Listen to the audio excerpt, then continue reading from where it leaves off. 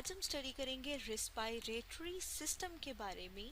Respiratory system जिस system की मदद से हम सांस लेते हैं, जैसे यहाँ पर हम अपने सामने डायग्राम में देख रहे हैं, ये जो सिस्टम है ये है रेस्पायरेटरी सिस्टम। अब जब हम सांस लेते हैं, सांस लेने को कहते हैं ब्रीदिंग या ब्रेथ। एक सांस जो है उसे क्या कहेंगे? ब्रेथ। तो उसमें हम एक गैस अंदर लेके जाते हैं अपने अंदर, जो कि है ऑक्सीजन।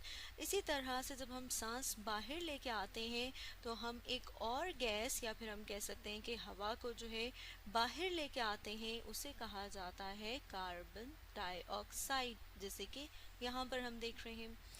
तो जब हम एयर अपनी बॉडी के अंदर लेके जाते हैं तो वो हम लेके जाते हैं नोज या माउथ से, मतलब नाक से या अपने मुंह से। जैसे कि यहाँ पर हम देख रहे हैं नॉस्ट्रल कहा जाता है, जो हमारे नाक के सुराख हैं वहाँ से। ये जो कैविटी है इसे कहा जाता है नेजल कैविटी। तो हमने देखा कि हम हवा जो है या तो नाक के ज़रिए लेके जाते हैं, मतलब सांस या तो यहाँ से लेते हैं, या फिर बहुत सारे लोग जो है वो सांस अपने मुंह से लेते हैं। तो यहाँ पर क्या मौजूद है? माउथ। ठीक है। अब यहाँ से जो हवा है वो कहाँ पर जा रही है? वो एक पाइप की तरह के स्ट्रक्चर में जा रही है, और ये जो पाइप की तरह का स्ट्रक्चर है इसे कहा जाता है विंड पाइप। क्योंकि हवा विंड यहाँ से जाती है और ये पाइप की तरह का स्ट्रक्चर है, इसलिए हम कहेंगे ये है विंड पाइप। इसे ट्रेकिया भी कहा जाता है। यहाँ से हवा फर्दर आगे जाती है फेफड़ों में, यानी कि लंग्स में।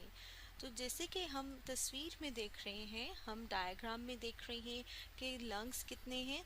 दो। जो हमारी लेफ्ट साइड पे लंग है उसे कहा जाता है लेफ्ट लंग। जो राइट साइड पे है उसे कहा जाता है राइट लंग। तो हमने देखा कि ऑक्सीजन जो है वो कहाँ तक अब पहुँच गई है? वो पहुँच गई है हमारे लंग्स तक। अब लंग्स तक पहुँचने के बाद वो कहाँ जाती है, उसके लिए हम इतना सा जो हिस्सा है उसको बड़ा करके देखते हैं तो हमें इस तरह का स्ट्रक्चर नज़र आता है, जिसमें हम देख रहे हैं कि ये जो पाइप की तरह का स्ट्रक्चर है उसके आगे हमें ऐसे लग रहा है जैसे अंगूरों का गुच्छा हो। अब ये जो स्ट्रक्चर है इसे कहा जाता है एल्वियोलाई। अब ये जो एल्वियोलाई है यहाँ पर हम देखते हैं कि मौजूद होती हैं ब्लड वेसल्स, मतलब ये कि खून की नालियाँ, जैसे यहाँ पर हम ड्रॉ करें। अब ऑक्सीजन जो है कहाँ पर आ गई थी? लंग्स में, मतलब जो हवा है ऑक्सीजन वो कहाँ पर आ गई है? फेफड़ों में, और फेफड़ों से फर्दर उसे भेजा जाता है ब्लड के पास। मतलब अब कहाँ पर उसे भेज देंगे? खून में।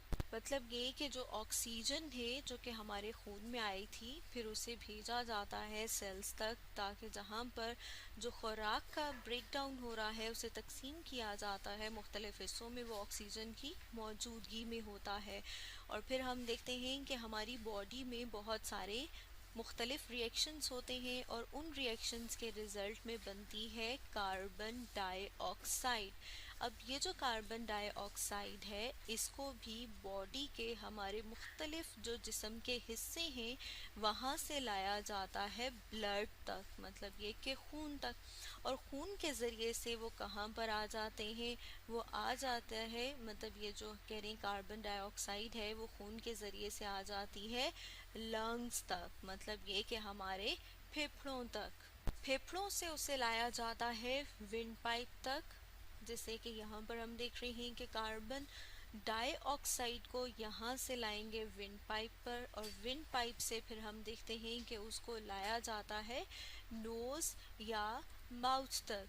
तो यहाँ से फिर वो जो गैस है, जैसे यहाँ पर हम देख रहे हैं कि कार्बन डाइऑक्साइड जो है वो मूव कर जाती है आउट, मतलब हमारी बॉडी से बाहर चली जाती है।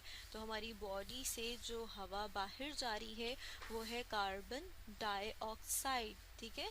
और इसी तरह से जो हमारी बॉडी के अंदर जा रही है अंदर, वो है ऑक्सीजन। तो हवा के अंदर जाने मतलब ये कि जो ऑक्सीजन है उसके अंदर जाने, और कार्बन डाइऑक्साइड के बाहर आने को कहते हैं सांस लेना, मतलब ये कि रिस्पायर करना। इसमें हम देखते हैं कि एक और स्ट्रक्चर भी हमें नज़र आ रहा है जिसे कहा जाता है डायफ्राम। इसके साथ साथ हम देखते हैं कि जो पसलियां हैं उनका भी बहुत ही इम्पोर्टेंट, बहुत अहम रोल है हमारे सांस लेने में। किस तरह से, क्योंकि हम देख रहे हैं ये हैं लंग्स, मतलब ये जो हमारे फेफड़े हैं उनको जो है उनके बाहर इस तरह से एक पिंजरे की तरह का स्ट्रक्चर बनाया हुआ है रिब्स ने, पसलियों ने, ताकि जो हमारे लंग्स हैं, जो फेफड़े हैं, वो महफूज रहें। इसी तरह से हम देख रहे हैं यहाँ पर हमें एक और स्ट्रक्चर नज़र आ रहा है जिसे कहा जाता है डायफ्राम। तो हम देखते हैं कि जब हम सांस अंदर की तरफ लेके जाते हैं, ऑक्सीजन अपनी बॉडी के अंदर लेके जाते हैं, तो हमारा पेट थोड़ा सा बाहर को निकल आता है क्योंकि डायफ्राम जो है वो मूव करता है नीचे की तरफ। इसी तरह से जब हम सांस बाहर की तरफ लेते हैं, कार्बन डाइऑक्साइड बाहर आती है, तो ये जो डायफ्राम है ये मूव करता है ऊपर की तरफ और हमें महसूस होता है कि हमारा पेट थोड़ा सा अंदर जा रहा है। तो जो सांस लेने का अमल है उसमें जो सिस्टम इन्वॉल्व है उसे कहा जाता है रिस्पायरेटरी सिस्टम, जो कि आज हमने स्टडी किया।